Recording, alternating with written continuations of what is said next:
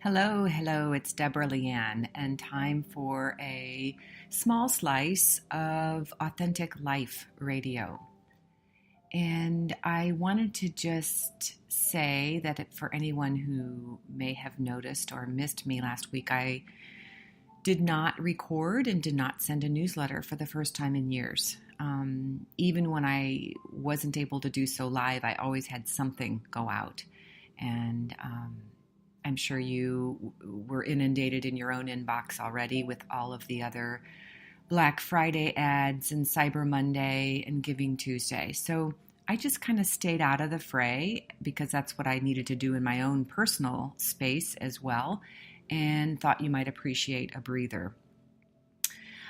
Today we're going to get onto the topic of what it looks like to authentically communicate, to keep standing in our truth and sharing what we know and believe to be right in a way that builds bridges versus burning them.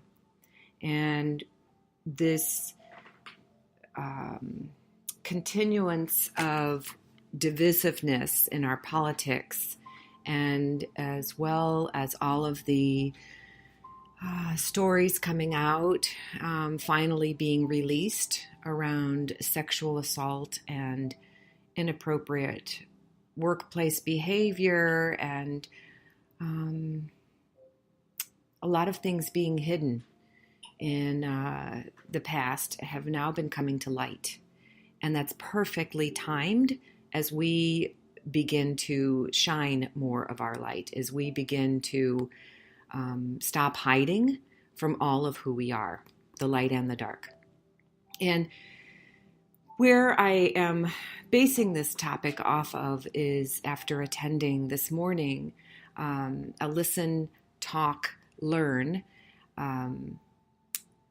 program put on by our local diversity awareness partnership. I wanted to share some of these things that came out that were really important. And it's not just around race topics, even though that's one of the most emotional that's going on right now. The sexism doesn't seem to be nearly as emotional. It seems that more men are in agreement that these past and maybe current sexual assault, sexual abuse, sexual inappropriateness, sexual disrespect on whatever level, that power over versus power with thing is a dynamic that's falling away. And if we could just recognize that the way our system is set up, it's very much that way around race. There's a white system that has been in place for millennia, and we've always had a power over thing.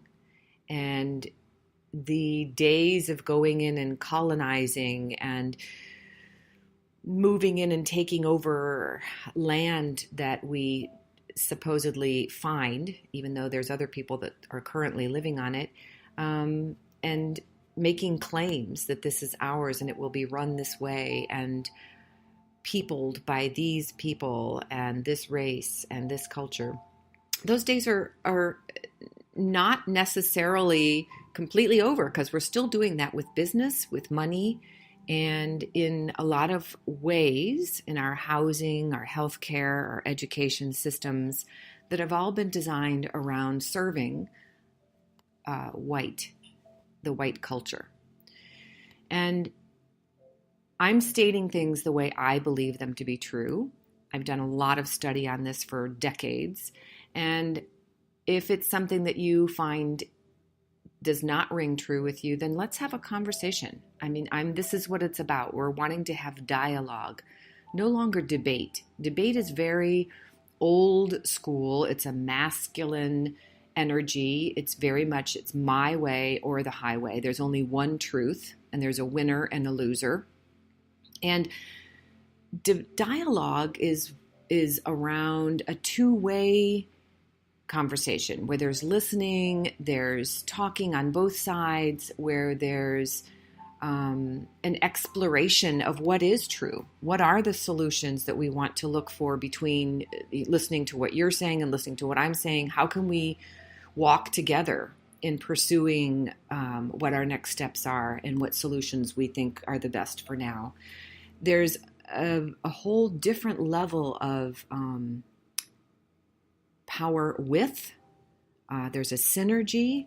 There's an opportunity to learn. And there's an opportunity to really practice compassion and trying to understand where the other person is coming from and why they believe or how they believe is scary, because a lot of times I think we've felt that if they feel differently than us, we have to fight about it. And it's really not true. There's a space and a time where we can hold their opinion and our opinion at the same time. Through the course of this conversation this morning and a one that I went to at an anti-racist coalition training and several other race dialogue groups that I have attended in the last 3 or 4 years, many even before that, but especially since the Michael Brown and Ferguson situations has brought these topics to be right in our faces. Many white people haven't wanted to look at these things, and they still don't want to.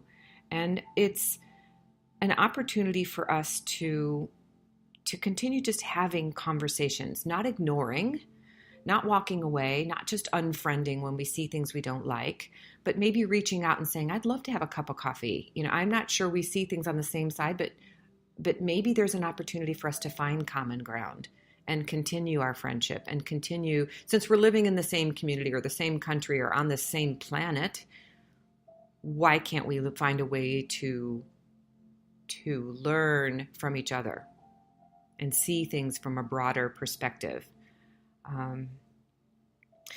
Having conversations allows us to speak about racism, to hold our views and what we're seeing in unjustness and calling it out.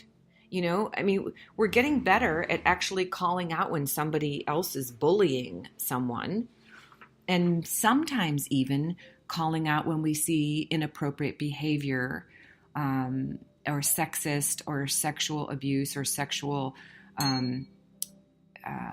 assault, any of that we know about or we're starting to learn about, we're starting to speak out about that as well. And we're encouraging those that are survivors of that to share their story as well.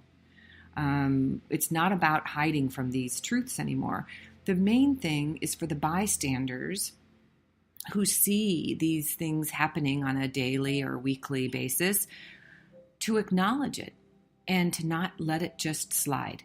When somebody makes an inappropriate comment about someone's sexual orientation, their color of their skin, their religion, their background, we have an opportunity to say, hey, that doesn't fly with me. That makes me very uncomfortable when you say that, and I feel that it's not appropriate for you to share that and say that, and especially in this environment, because we are all here to work together or however, but in a way to say, no, stop, that's not right. We don't want to settle just because we know and believe we are enlightened. We don't want to let ourselves slide either, so that we need our friends and colleagues to hold us accountable to our words and our behavior and our continuing education on these topics. We are citizens of the world now. We can no longer just be citizens of our city or our state or our country. The whole world belongs to us. The next generation belongs to us. Not just the younger people in our country, but all around the planet. And more and more, the more we see our connection to all people, to the planet, to all living things, to all even beings that we cannot see, once we know and feel that connection, we feel an obligation to stand up for everyone. The other thing is we need to be okay with making mistakes. I think so often we don't want to stand up and say anything or have a disagreement in a dialogue or a conversation because we don't want to say something that's we feel might hurt someone's feelings, or we don't want to rock the boat, or we don't want to sound like we don't have all of our ducks in a row and all of that training, and we can't speak specifically to the study that shows this or the historical situation that points out to this. That's not the point. The point is for us to be okay with making mistakes and saying, you know what? When you say those kinds of things, it hurts my heart. It's almost like you're saying them to me. And would you say those things to someone that you knew, that you cared about? Probably not. The other thing that makes me wonder is I wonder if people that are so feared with this hate talk, hate speech, hate actions, I wonder how much of this is their internalized hatred of some parts of themselves. There cannot be a lot of self-love, because if they had that, they wouldn't be treating others in that way. They wouldn't be speaking about others. They wouldn't be so afraid of getting to know someone who's different. The last piece is, as we listen to others and their experiences, especially those that are outside of our racial identity, it's a good idea to believe them. Not act like what they're saying isn't true. Not act like it only has happened in once or twice instances. Because most of these, if someone is willing to share a story with you, chances are it's a shared experience among the people that they live with and identify with. And we need to learn that. Just because we have never experienced it or seen it for our own self in our own experience doesn't mean it's not true for another. And these are all opportunities to be a white ally or to be in solidarity or standing with those that are maybe more actively protesting. And the other thing is, it also allows us to practice being human. When we agree that maybe we have different viewpoints with another, and we say, okay, so we see that these are some areas that we disagree on. Would you be willing to focus on some common ground?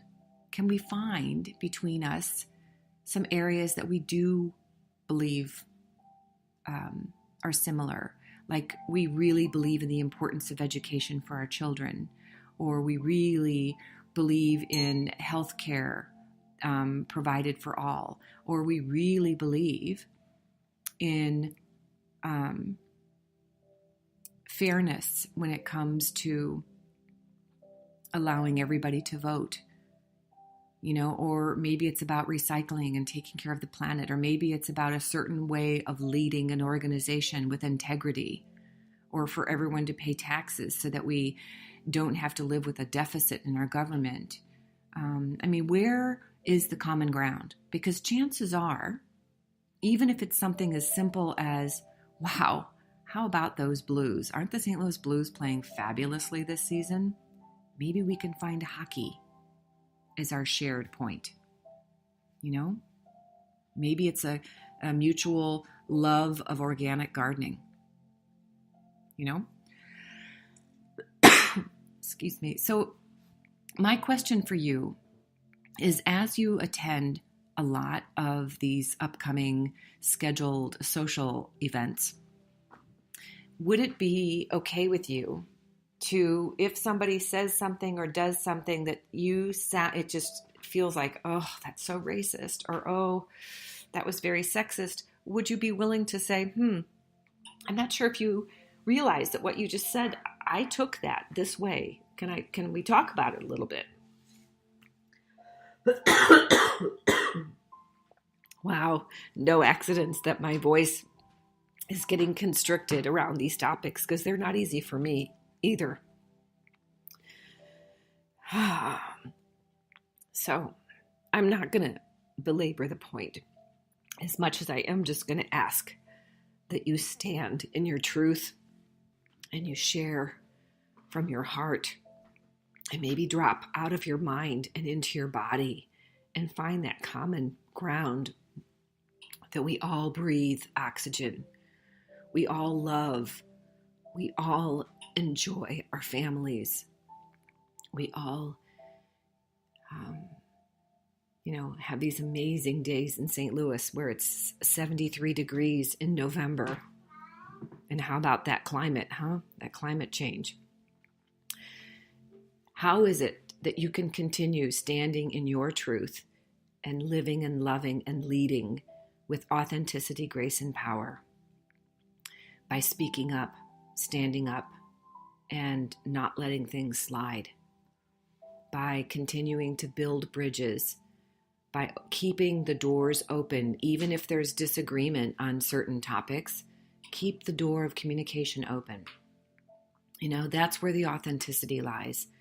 And the more that we are courageous enough to have these difficult conversations, the more we will grow all together. It'll allow all of us to rise in our ability to learn from each other, speak to each other, and continue to deepen into intimacy. Growing real, authentic relationships with people, not just those surface ones. And that's how we can create change. We need to have more people understand where we're coming from and why we believe the way we do.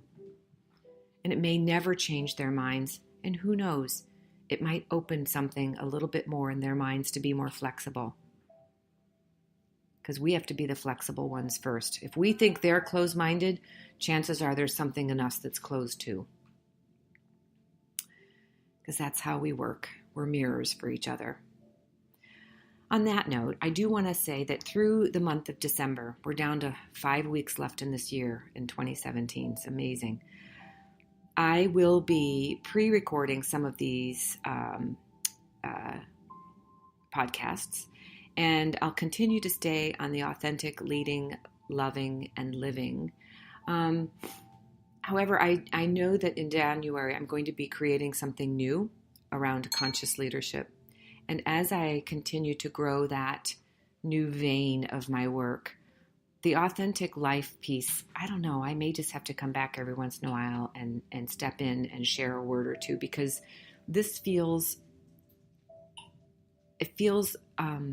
more circular, more feminine, and more inclusive of all of our life, as opposed to just very often people view leadership as being kind of a corner of their life, that they lead at the office but not at home, or they lead at home in their family but not at the office, or they lead in their community but not in the other realms, or they lead in their spiritual community but not in the others. So what I'm looking for is a way to allow us, as powerful, creatrix, amazing women that we are, to find that our leadership extends into all the realms of our life. And we are modeling constantly for our young people, for others who are watching us, for all of our clients, for our potential clients. We are constantly walking around with a big billboard of who we are and what we're about in the world. And it's authentic leadership that allows us to truly shine with our own unique brilliance, not be wearing somebody else's brand, but our own. So we're going to continue exploring that in the next few weeks, but I want you to know that I'm going to be branching off into a more leadership conversation where I can be focused more on corporate clients. So you're welcome to join me over there, or we'll see what happens to this particular channel. So if I don't speak with you directly, enjoy December, and I look forward to being on with you in the next few weeks. Take excellent care of you. There's only one of you, and we need you to shine your light. Till next time.